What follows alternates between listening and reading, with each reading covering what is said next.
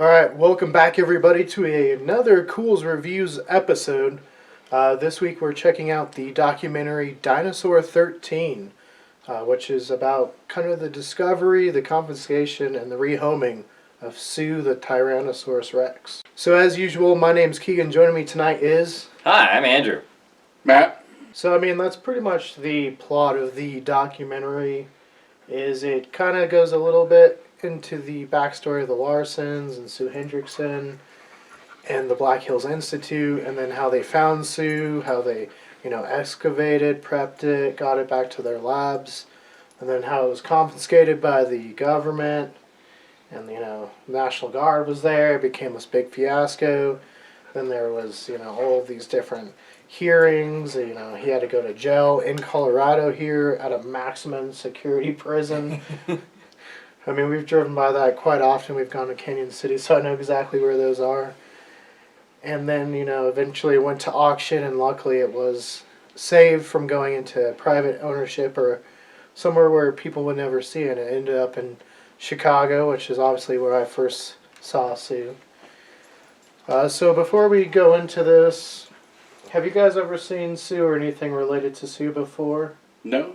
No, not yet? Not yet. Not yet.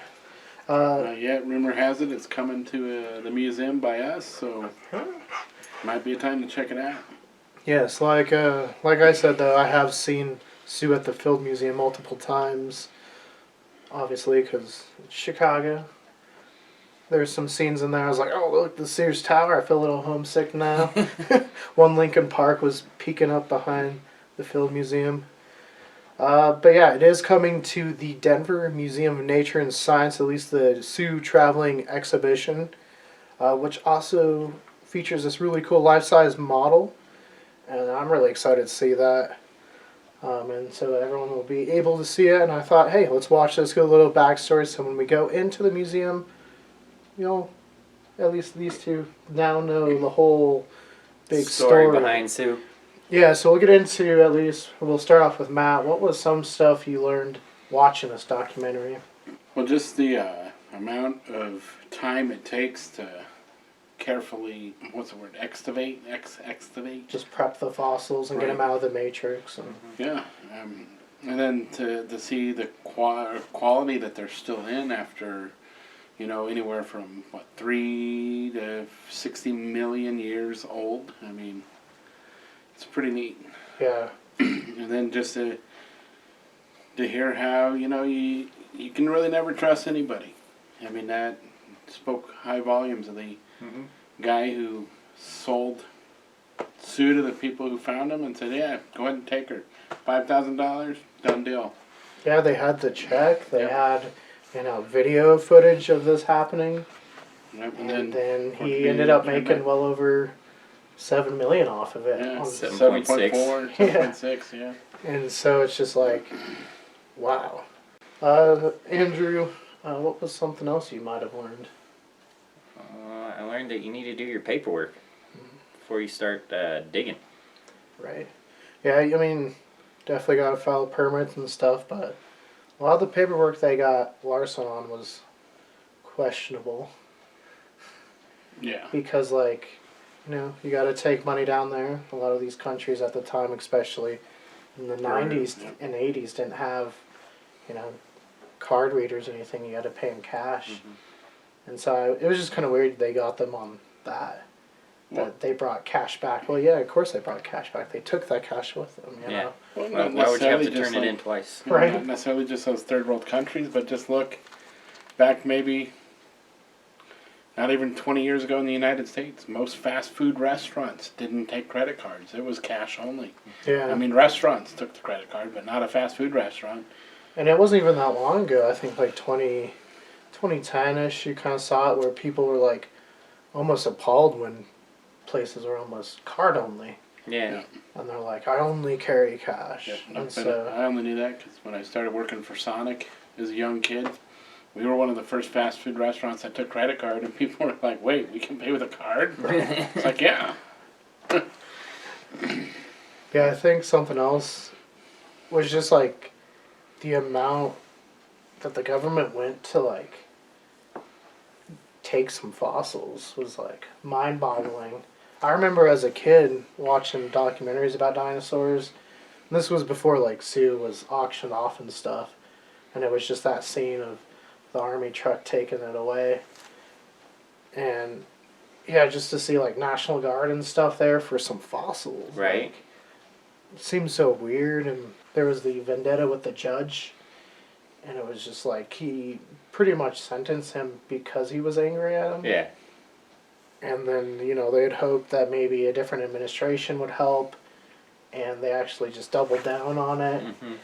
And yeah, it was just, why? Why government? What was the point? What was the What point? was the point? He got sentenced to more years, or he could have got sentenced to more years, or charged to more years than Jeffrey Dahmer, who actually did really bad things. Yeah. He drilled into people's skulls, poured acid, ate them, you know. And then you had Larson, who dug up some fossils. It just seems kind of weird, like maybe the priorities aren't in the right place. And yeah, something I think we've learned a lot with some of our videos, just where do priorities land? Not sure. Matt, is there anything else you want to add? Like anything else throughout this documentary found intriguing? Well, the study of being able to tell the dinosaur, had multiple broken bones and how it may have healed with more like arthritis-like type symptoms where it was hard to move around. I think the vertebrae was infused in certain areas where it wasn't able to move as well. So just kind of interesting to see, that and the decay in its mouth from eating infected prey. It's really neat. Yeah, it's really cool that we can look back at some of these fossils and almost see their life history. Mm-hmm. Just see their story a little bit. As you prep the fossils, you're like, oh, look, here's some infections. It's something that I first kind of realized with Big Al, which is a skeleton up in Wyoming. An Allosaurus has a big toe infection, broken ribs, broken hand. And so at some point we'll also do a video on that. Hopefully in the near future we'll get up to Wyoming and do a whole little feature on that. Andrew, anything else that intrigued you? Not really. Not really? Not really. I think something intrigued me was just seeing how vastly our, cameras have gone from 97. Like, in 90, I was like, okay, I expected that. Because obviously they have some home footage in the 90s.